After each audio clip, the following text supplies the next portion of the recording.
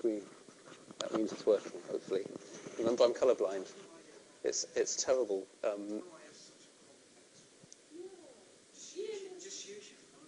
Just use my phone.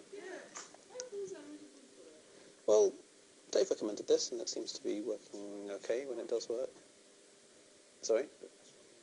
Nigel, use your phone. Don't blame me.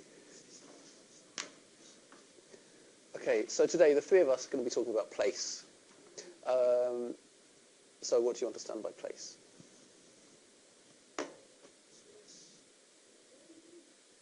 Space? What's the difference between place and space?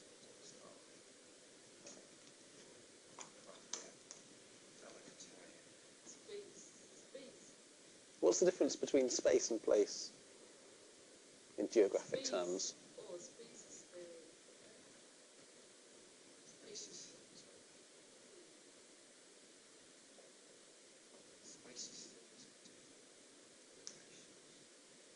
Space is things in different locations. Okay.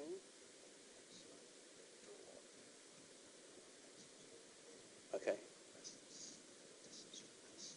So there's a relationship. So there's a spatial relationship between two places. Okay. So space is a kind of context for place, would you say? Or are they synonymous?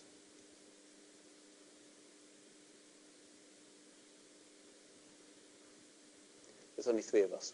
We've got to have a conversation. I can't lecture to a room of two people.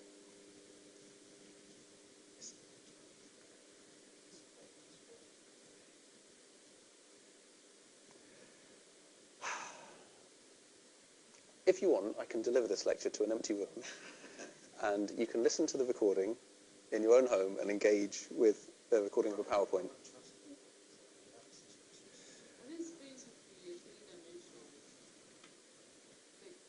Space has three dimensions. What about, so do places have three dimensions?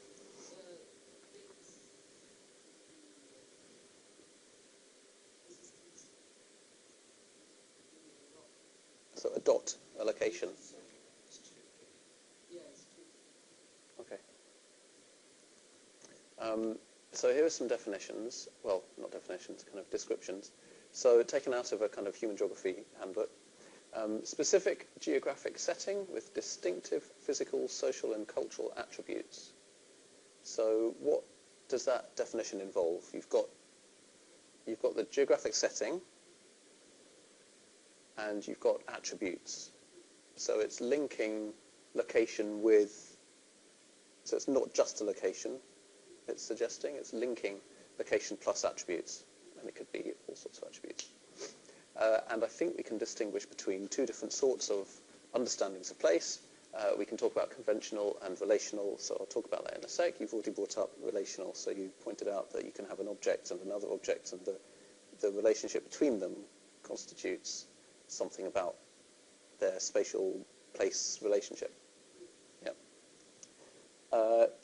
I would suggest that this is something you need to get a grip on for thinking about geovisualization. Because your understanding of what a place is has to be kind of similar to, well, not similar to, but you have to communicate an understanding of a place in relation to the user, right? So there are lots of different ways of thinking about places that can have an effect on the way you put together your work. So let's start with conventional views. We've got these spaces with boundaries at a specific scale. So a conventional view of place would draw a line, draw a boundary around space to make it become a place. Right? So it's kind of space but with definition, space with boundary. That's one way of looking at place. It's got distance between different places. So one location and another would differentiate two places. And these are what's called culturally neutral territorial divisions. So you might, in a conventional view of place, see the idea of, it's just a line on a map that's differentiating these things. Now there's nothing more to it. I would argue that that's missing out a bit. I think I don't think there's any such thing as a culturally neutral division of anything. I don't think anything's culturally neutral, as you probably spotted before. And conventional views of place also tend to exhibit, although don't always, but they tend to exhibit a very fixed idea of what's happening in time. So you would you would see labels applied to things that don't indicate any kind of dynamic process. They don't indicate change over time. So you might say this place is a deprived place, for instance. Okay. So you can compare that to relational views of place, which sees networks, spaces defined by a kind of network. So a place would therefore be a node in that network, right? But it doesn't have to be a node in a network. It doesn't have to be a kind of cities or train stations on a railway network kind of way. It could be just descriptions of flows, and a place might be a location along those flows somewhere, possibly nodes, but it could be halfway and not really a node along the flow. Separated by a socio-relational distance. So places could have the same location, but with different social understandings of them, right? Do you know what I mean by that? Do you remember we were talking about the difference between a house and a home? Did we talk about the difference between a house and a home? Were you both there for that? Okay, so what's the difference between a house and a home? Home is where you live, but you can live at your house. So the thing that turns your house or your flat or whatever your living arrangements are, the thing that turns that into a home and not simply the house that you're living in is something about the meaning that you give to it, right? So the flat that you live in, the building that you live in, for instance, might be home to several different people. So there might be a social distance between those people. I'm not just talking about class, but let's say we're talking about something like income or something like that. There will be different people all living in the same location, but they've got, there's a social distance between them, even though they've got the same grid coordinates. So that's quite a straightforward way of looking at that. But even that doesn't really get to the nuance of all the different sorts of social relations that can create distance between things. Okay. So London, the idea of London might have very different meanings to different people, even though it's the same place. And at different scales, there's lots of different places. Right? So scale comes into it too. Socially constructed, do you know what I mean by socially constructed? Does that phrase sound familiar?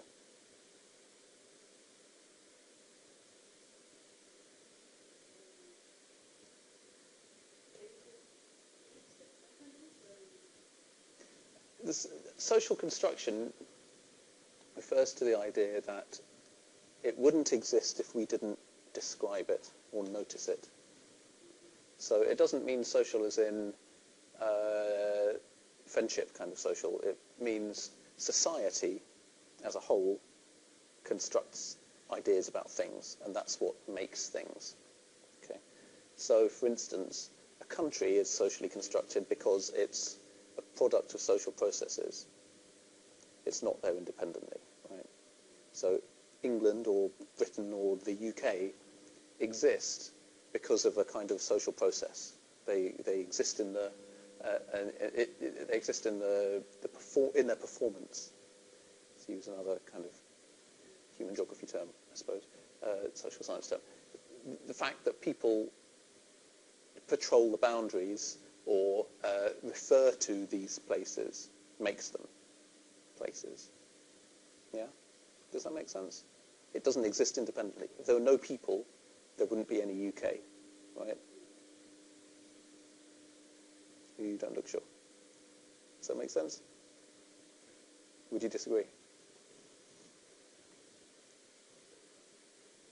Probably not. Okay.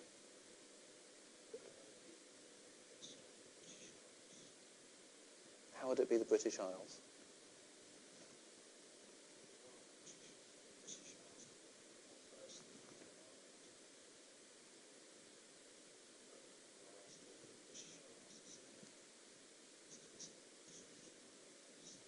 Mm-hmm.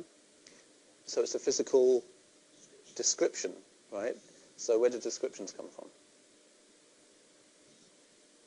So people, okay?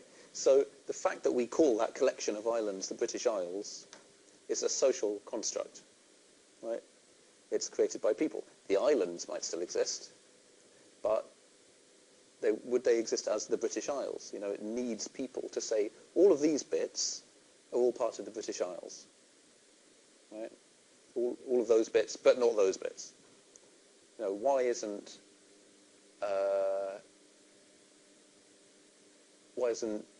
aren't the Americas part of the British Isles?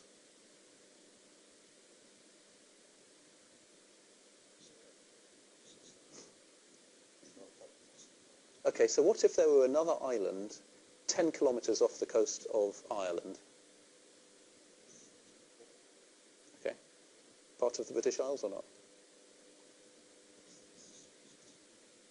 Okay, so who decides whether that island, which is only a few kilometres off the British Isles, is part of the British Isles or not? People. Okay, so that's what I'm getting at. Okay, so the ideas of place only exist because of people. So that means that we have to get into people's heads if we want to refer to them, if we want to represent them. Yeah. So they're imbued with power relations and cultural meaning. So, for instance, different sorts of descriptions of the country that we're in, Scotland and England together or not, that kind of thing. Power relations are happening there. So there is seen to be a senior partner by some people in that enterprise. I won't get into that debate. They can be seen as frameworks for action. So it could be it goes back to, you know, what do you do with descriptions? What do you do with places if they are descriptions? Okay, so they don't exist independently. They reflect cultural perceptions and habits. They articulate cultural perceptions and habits. They go towards creating these perceptions and habits. So it's a kind of cycle in that respect. And a bit more concretely, they tend to display dynamic characteristics in a relational view. So remember before when we had fixed times, fixed characteristics, deprived versus affluent. Here we've got declining versus advancing. So you might say one place is, you're looking at its processes rather than attributes as a fixed point.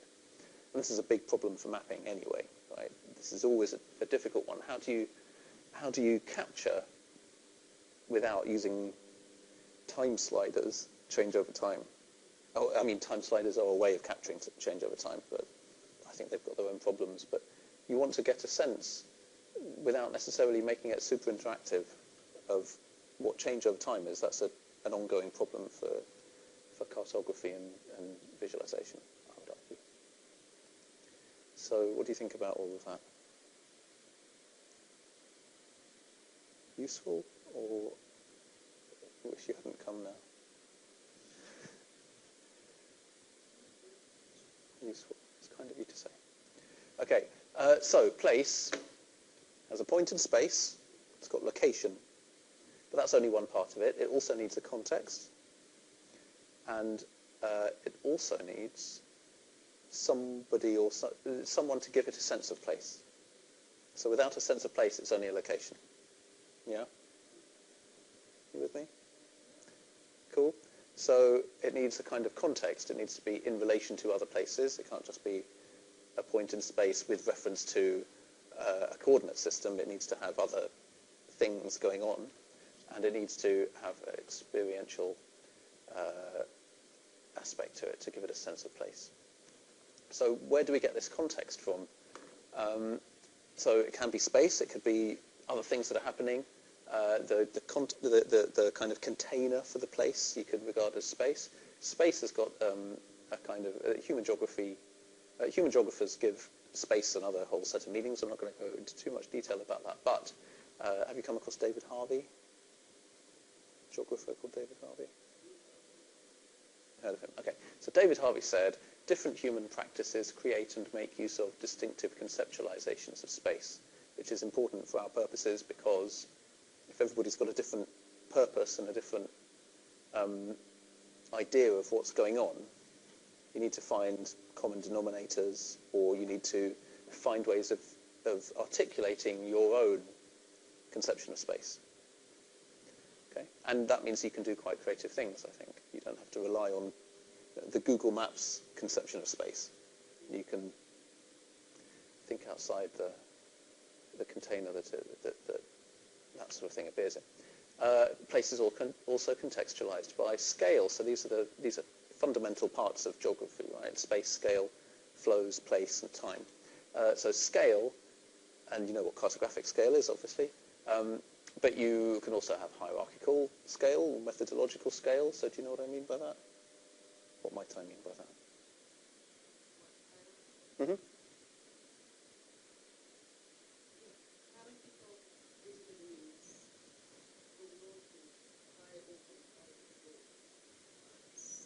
Mm-hmm.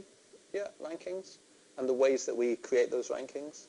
So the ways that you create rankings, or the ways that you classify your data, for instance, reflect something about you. They don't exist independently. You know, you've got to come up with your own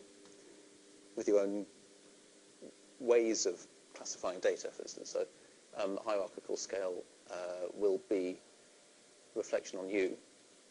And social production, social construction, so outcomes of processes. So scale is therefore the product of you thinking about how important different things are. Mm-hmm.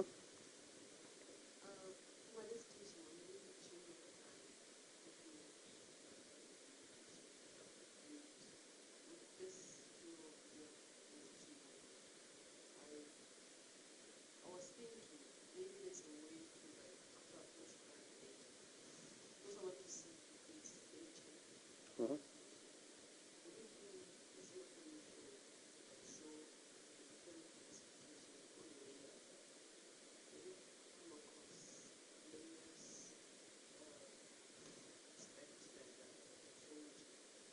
So stack layers showing change. Yeah, like, let's say I'm looking at 1984. Mm-hmm. And I want them in a lane of Right. Is there a way to do it? With transparency? With transparency, so different layers are transparent, you can see what's underneath. Yeah, the influences. You've got to be careful with transparency because it changes the colours, so it doesn't always match the legend. But you can play with that. Yeah, why not? We can talk about it in more detail. Mm-hmm. I don't know if you were thinking about this, but I think I've seen it in one of the long book where layers are Right. stuck together Mm-hmm. and they show change over time. Do you want it for just for identifying or for representing? Mm-hmm. Yeah. Yeah, I think that could work.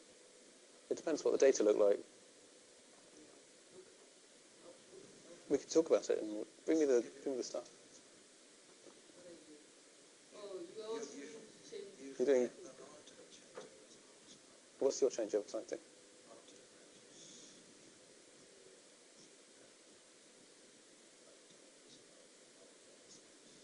What period?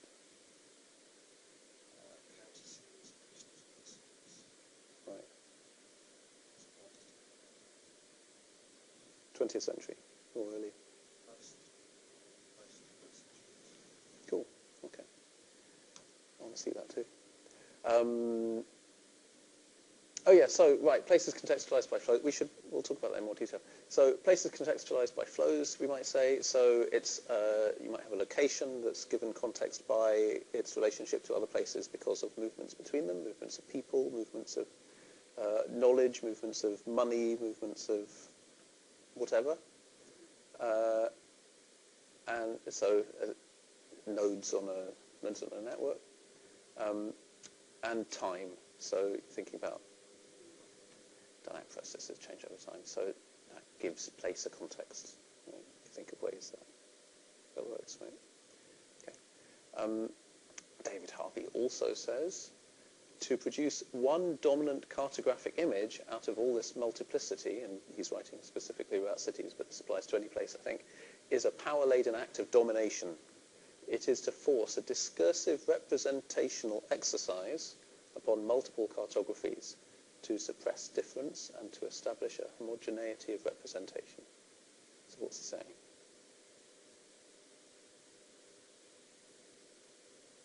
Does that make sense?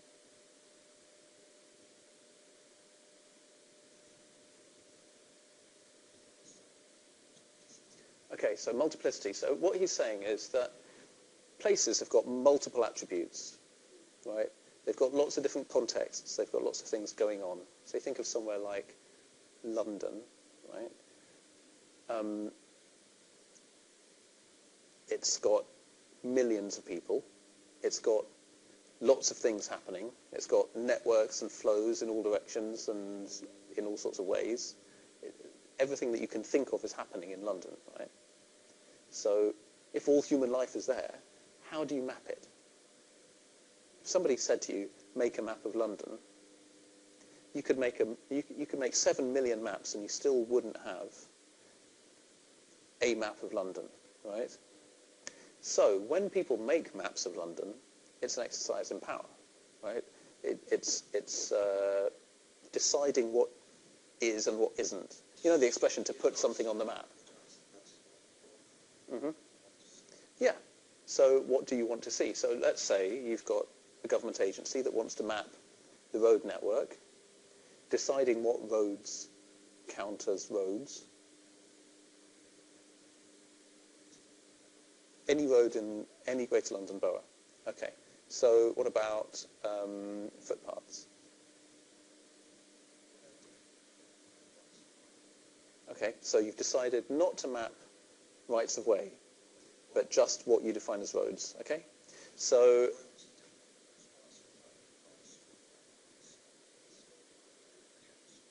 okay.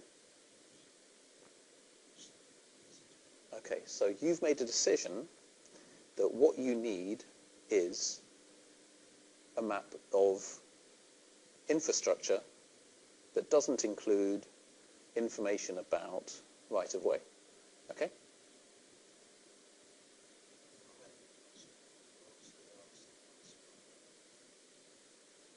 But that's not what you're interested in. Okay? It's not a value judgment I'm making of your decision. I'm just saying somebody makes that decision, right? And then they say, well, what roads do you want? All roads. Okay, fine. So there'll be some motorways, and there'll be some A roads, and there'll be some B roads, and there'll be some C roads, and there'll be... Maybe that's where you're stopping. Okay? So you've got something about an administrative exercise that's reflecting relative importance or relative capacity of roads. Okay? So you've got an exercise in power in the sense that you're privileging particular kinds of roads. Yeah? So just the fact that you want to do that says something about how you're exercising power. So the fact that you map roads is an exercise. Mapping is an exercise in power. Mm-hmm.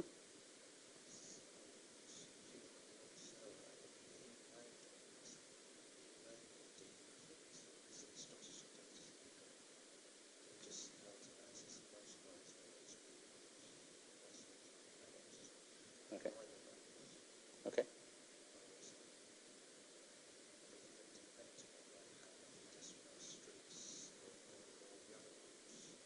Okay. So you've got different agencies who say these are important because they're only for cars, or you've got different departments or different sets of data. Okay, and it's an exercise in power.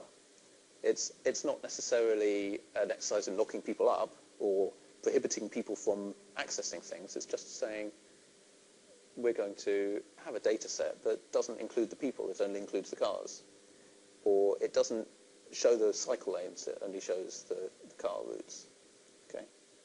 So as soon as you start forcing a representational exercise on multiple cartographies, it's never going to be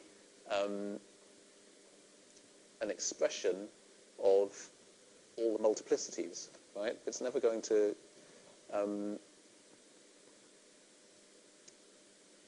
it's never going to represent everything. Yeah. So as soon as you make a decision about what you're going to show, you're exercising that. You're participating in a power exercise. Right? That's what David Harvey argues. So basically, be careful about the things that you choose, because what you choose says something about what you are privileging. Right? So when you are thinking about what you want to privilege, or what you want to use, what you want to represent, you want to think about what the phenomena are. So you start off with, what do they look like in real life?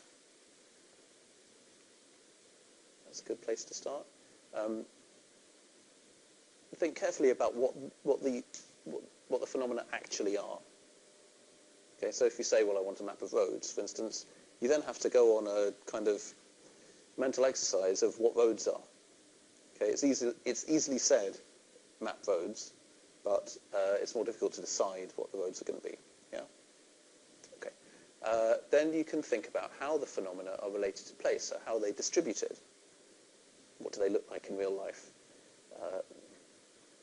How would you come across them? How would you recognize them in real life? And then you can think about how the meanings of those places work.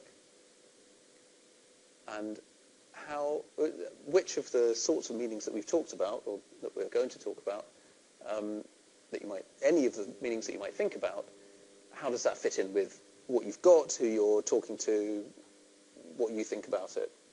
Right? So all of this folds together. So are you familiar with these sorts of diagrams? Yeah? Have you seen this particular diagram before? Okay, so it's very straightforward. On the left, you've got the models of geographic phenomena. Okay, so this is a kind of representation of what things might look like in real life on the left. And on the right, you've got ways of displaying them in a standard GIS. Okay, so on the right, ways that you might represent the data that's displayed on the left. Now, the stuff on the left, by use of 3D, those aren't bad representations of the phenomena anyway, right? So it's using 2.5D to represent 3D, and then it's flattening it down to 2D in section B.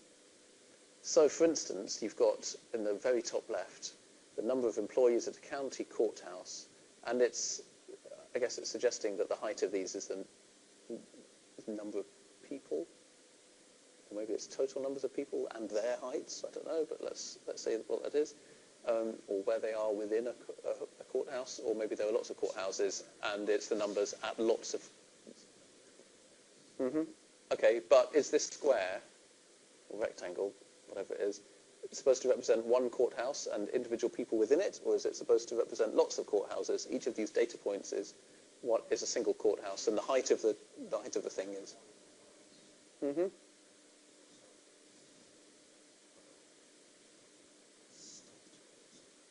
Okay, so compared to the one on the right, it's probably a whole state.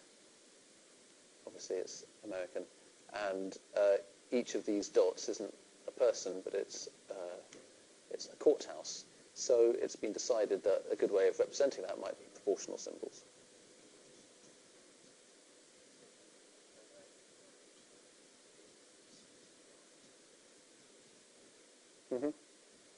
Possibly. Might be difficult to see. But yeah. So you have got individual features, they're discrete, and so you can represent them using this sort of abrupt proportional symbol thing. Each of the symbols is discrete, okay? As you go along the scale, the discrete continuous scale, you've got continuous surface data down here in the average farm size one. You've got boundaries, but there's data at every point along the surface nonetheless in the percent sales tax, okay? So for every point in that state or whatever it is, you would be able to say what the sales tax is at that point. It just depends which boundary it's within, so that's suitable for choropleth. Whereas if you've got this kind of surface data where it's different at every point and every whether you measure it or not, then you could have an isopleth. So you can see how they correspond, right? So I think this is perfectly reasonable for conventional ways of thinking about space. Not a fan of proportional symbols, why not? Mm-hmm.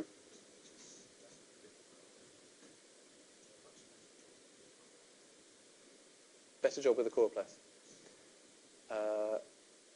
What if you have discrete points? How do you represent that using discrete points? Okay, so space between them. So you've got a series of locations, a series of places. You've got a series of places and there's a value for each one. You don't want to use dot size.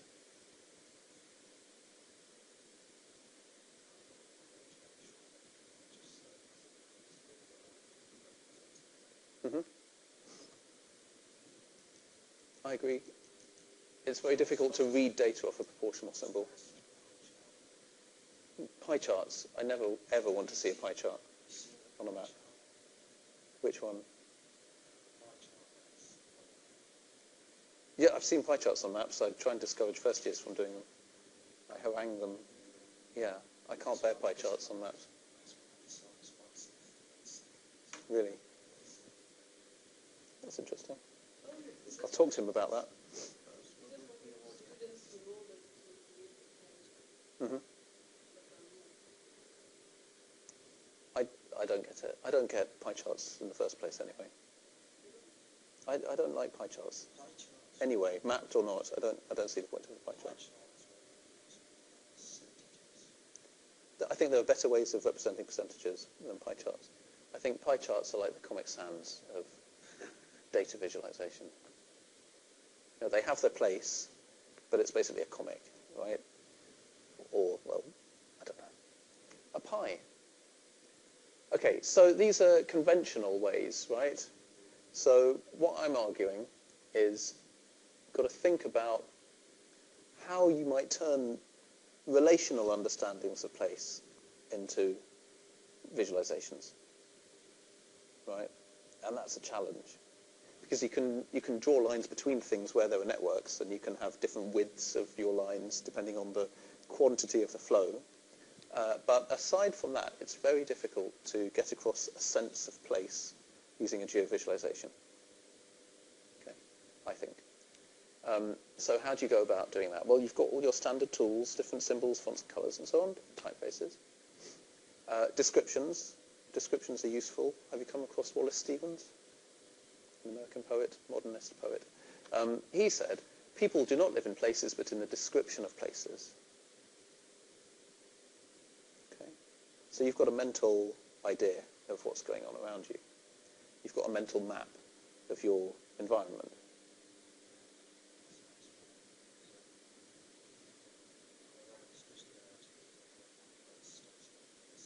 Mm-hmm. Do you ever? Would you ever? How do you know when you've crossed a boundary? Sometimes you have a sign. Well, it's a tough one. Even you know, some boundaries have got width to them as well.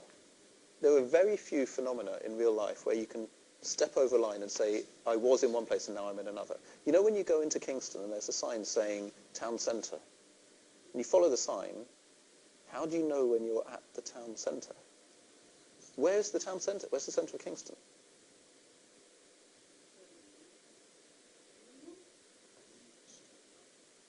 Could be Eden Street.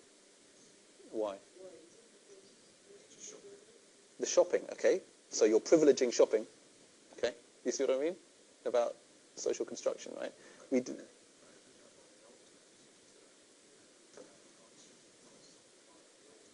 Okay. Are we in Kingston Centre now? No? But if you said make a list of all the things that might contribute to a civic centre, you might say things like County Hall, courthouse, university. Technically speaking, that's not that's not compared to capacity of the council. Because it's not the council, it's borough. Hmm. But we look at planning point. It's not the borough council, it's the county. The county hall. Each local board, that's what it's like the Guildhall is, so the Guildhall is the centre? How about there is no centre? How about there are different centres for different things, and they all exist in our heads? Right? They all exist in descriptions of places. And even if you could say accurately, here is the centre of Kingston because there's a pole with a flag on it that says Kingston Centre, it would still have been put there after a lot of discussion by some council committee.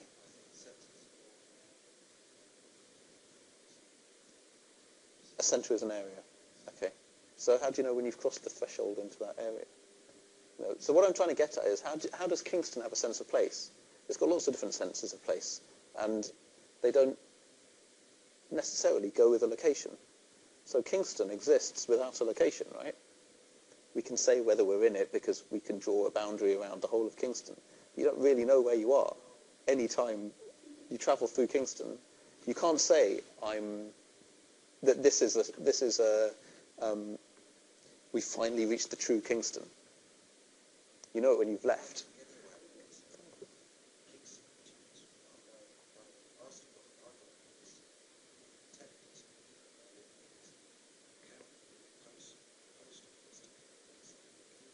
Mm-hmm. Well, the post office is not, it's not a government agency. It's not anymore. But even when it was a publicly owned utility, it wasn't like its administrative function didn't have anything to do with defining where you were in terms of postcodes. The postcode is a functional thing. It's something for people who work in the post office to be able to sort mail into convenient rubber band-sized packages. It's not like because you've got a KT1 postcode, you are in Kingston Town Centre. It doesn't mean anything in those sense, right? It's given a sense of place. Estate agents like it. Yeah, so if KT1 is Kingston, right?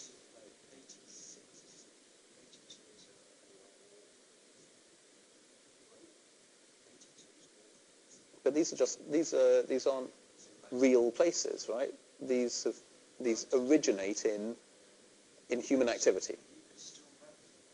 Absolutely, you can. You can.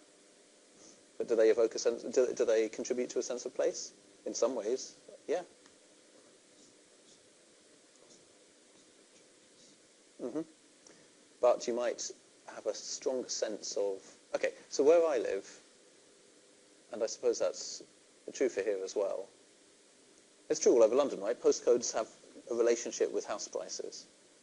Okay, and there's an unfashionable postcode and a fashionable postcode next to each other, and it's the same street, but you move from KT1 to KT2, and the prices are going to change because you can command more for your house if you live over the border, whatever way it is.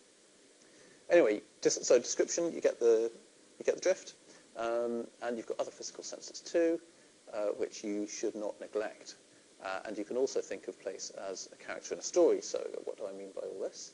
Have you come across this before? Any guess what a romascope might be? Given the clues, this is actually a fairly recent example. But yeah, Scratch and Sniff Cinema. It's been going on for a while. Yeah. So you go into, I can't remember which film this comes from. Something like A Bug's Life 3 or something like that. But they started off trying to do this in the 60s, I think. So you get given this as you go into the cinema. The number appears on the screen. You scratch off, oh, it's number 1. Give it a scratch, and then you go. Okay, and the idea is it evokes a sense of place, or it evokes a feeling, right? It's an extra bit of dimension to your cinematic experience. So, do you want to do that in your geovisualization? You could do. Well, you'd have to have the technology to create a scratch and sniff card, but it's possible, right? Eventually, computers are going to be capable of doing that. Internet of Things, right? You could get your fridge to issue a smell when it's instead of a sound. If you were deaf, that might be useful. So it's possible, right? I'm not saying you ought to do it for your geovisualization. I think if you could pull this one off, you would probably get quite good marks for your challenge. But there it is. Do you know what these are? Some horrible fruit. No, That's not such a bad picture, is it? no, that's not horrible. They're not fruit. They're not fruit. They're not fruit. It's pastry. Yeah, they're little cakes. They're called madeleines. They're good for dipping in tea. Well, you get them in these like unpleasant plastic packages, but they're very popular in France. Yeah, France. Right? You can buy. Something similar to this. Right, they're good. You dip it into your tea. Really good. Okay, so have you heard of Marcel Proust, the author? Okay, French author Marcel Proust wrote this book called Swan's Way, and he describes having a madeleine, dipping it into his tea, and eating it. And he writes, "No sooner had the warm liquid mixed with the crumbs touched my palate than a shudder ran through me, and I stopped, intent upon the extraordinary thing that was happening to me, and suddenly the memory revealed itself. The taste was that of the little piece of madeleine which on Sunday mornings at Convoy my Aunt Leonie used to give me, dipping it first in her own cup of tea or tisane. The sight of the little madeleine had recalled nothing to my mind before I tasted it, and all for my cup of tea." So this is quite a famous passage. This is quite a famous thing, the sort of metaphor of the madeleines. You know when you smell something and suddenly you think, it reminds you of something? So smell is a really powerful tool for evoking a sense of place, right? He tastes or taste, for that matter. Smell, taste, sight did nothing, but as soon as he tasted it, he was back in Convoy with his aunt. You could also work at ways of personifying place. So place and character. People have character. So turn a place into a person. Right? So Charles Dickens writes of Gray's Inn Road, "It was the type of street which had the intention of running at one heat down into the valley and up again to the top of Pentonville Hill, but which had run itself out of breath in 20 yards and had stood still ever since." So you get a feel for that, right? You get a feel for the kind of huffing and puffing and the kind of curtailed rise at the top. Even if you have never been to Pentonville Hill, even if you've never been along Gray's Inn Road, you get an idea of what's going on there, right? So you can work that into your geovisualization somehow. Okay, London Sound Survey. So to avoid, Meg's gone to sleep, to avoid, if I click on that link on here, then it will turn off the recording. So I'm going to do it on the other screen. So if you're listening at home, click on the link. And we're going to talk about the London Sound Survey. Have you come across the London Sound Survey before? Okay, so hopefully this is going to work. So you click on the London map. And where do you want to look at in London? Pick a place.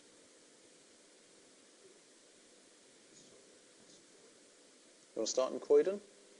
It was just fluke, it's just where the mouse rested. So let's see what Croydon sounds like. And you can also use these old maps, although the sounds have been recorded more recently than 1805. You know this one? Oh, that map. Yeah, okay. So should we try this one? Let's listen to... No, that's got strong swearing. Let's not listen to that one. Let's listen to... Let's not listen to that. Or two women discuss how animals are castrated. Let's not listen to that one. That's nice and... Okay, that's a bit more like it. So this one is busy pedestrianised shopping street ambience with voices of passers-by, squeaking sounds made by an unhappy-looking person dressed as a clown, a tram bell at the end. And let's turn the volume up. Oh, yes, So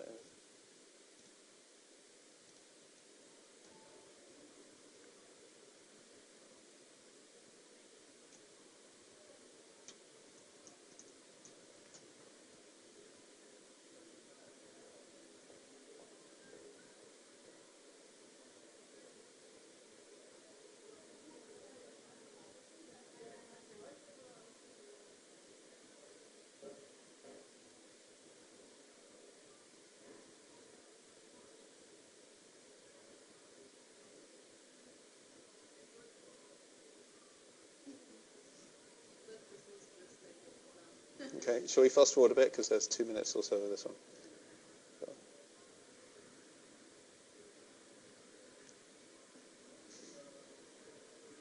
Okay, so there were dozens and dozens of these. For every one of these map grids, there are a few. It's a tram bell.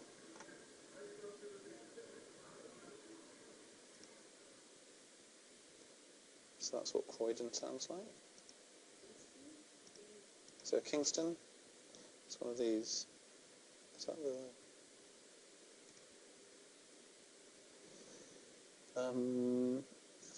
so there's one in the middle.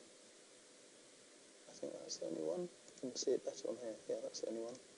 So here is what Bushy Park sounds like.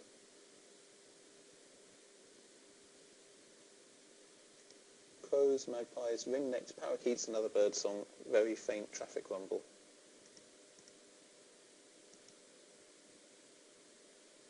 It's pretty quiet, this one.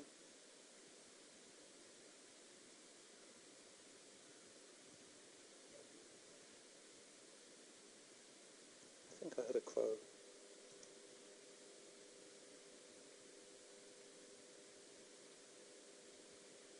Okay, you get the idea, right? Okay, so that's a sound survey, so that's one way of doing it. Have you come across Esri story maps? Yeah, have you made an Esri story map? Okay, you're going to make an Esri story map. Yeah. So the instructions are up. What you do is have a look at all the things in advance. Now I've got to go back to that. There we go. Esri story maps. So Esri story maps tend to be for non-specialist audiences, and they're interactive, and they use text and other things like images or sound or smell, if you can work out the technology, or whatever else you can create a hyperlink to, you can stick into your story map. And the important thing about a story map is the narrative and the description. Okay, as a visualization, it's fairly basic, right? It's not, what we're interested with the story map is not how you've got to make it look nice, make it as nice as you can, but the important thing is how you generate links between the places, how you employ interesting ways of describing, how you apply what your theme is to your locations to turn them into places for the purpose of a story map. So you're going to need to do some thinking before Friday about what your story map is going to be. They're useful for exploring relationships and comparing places and visualizing routes, especially in flows, as it says. And not bad for seeing change over time. So the way that a story map works is there are two versions. You can download the thing from Esri and serve it locally, which is what we want you to do. Or you can do it online and keep it online. So you get more flexibility if you download it because you can tweak things. But if you can't get it to work locally, then you use the online version. Last year, not everybody could get it to work locally. But ideally, you'll download it onto StudentNet. Okay. Oh, lovely. It might work, and if it doesn't, then it might work. So what happens is you click on things, they've got some text, pop up, sound, images, video, and what have you. So think about things that might be journeys, it might be places you've been to on holiday, it might be, well, have a look at the ideas when you download the bump off the module materials section. So whatever you can think of, just stick in there. Okay. So I'm going to show you an example. This one is Odysseus' journey. Are you familiar with the story of Odysseus? Very vaguely. Okay, so it's the end of the Trojan War, and Odysseus has survived for 10 years in the Trojan War, and he's on his way home at last. And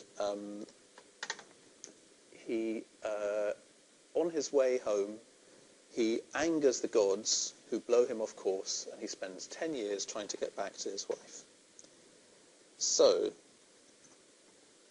he goes from Troy back home to Ithaca. Ithaca is an island in Greece. Over here, number 14. And this is the story related in the Iliad. Sorry, in the Odyssey. So if you've read the Iliad, come across the Iliad? That's the story. So Homer's Iliad is the story of Troy, the Trojan War, and the Odyssey is the story of Odysseus.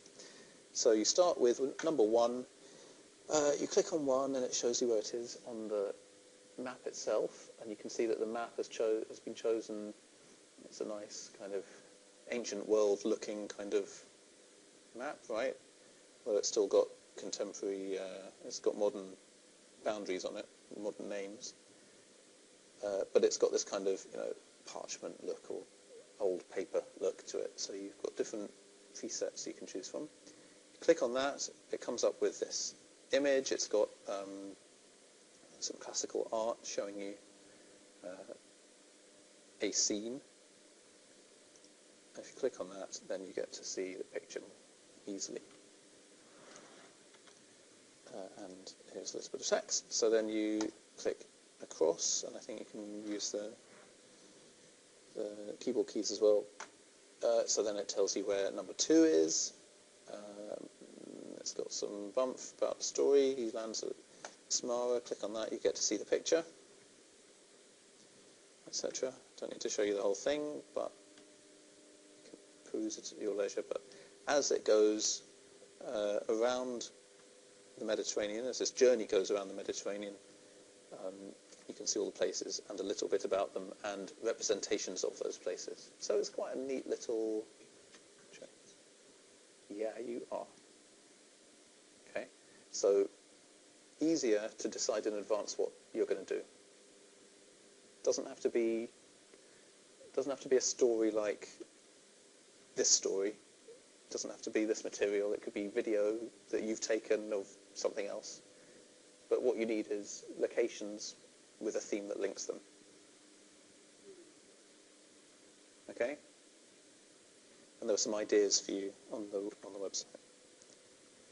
So you keep going, goes to the underworld. Where have they decided the underworld is? Near Valencia. So you can zoom in to see exactly where it is. I think that's a bit of a con, because that's just a beach somewhere. And at this scale it doesn't even show. So somewhere near Torreblanca in Valencia is the underworld.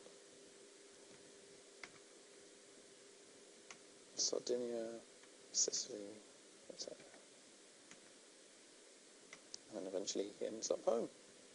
Hooray, not to give too much away.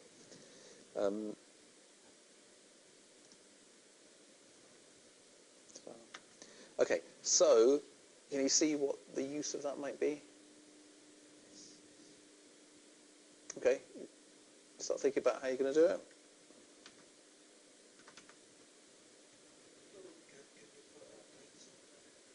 Yeah, you can put all sorts of things on. This is done on Esri Online. Have a look at the instructions before Friday if you get the chance. There were a couple of handbooks for that. Is there anything else on that? And all the instructions are pretty straightforward. Okay. I didn't do this one. This is just their example. I think that this was done online to demonstrate how wonderful their online thing is.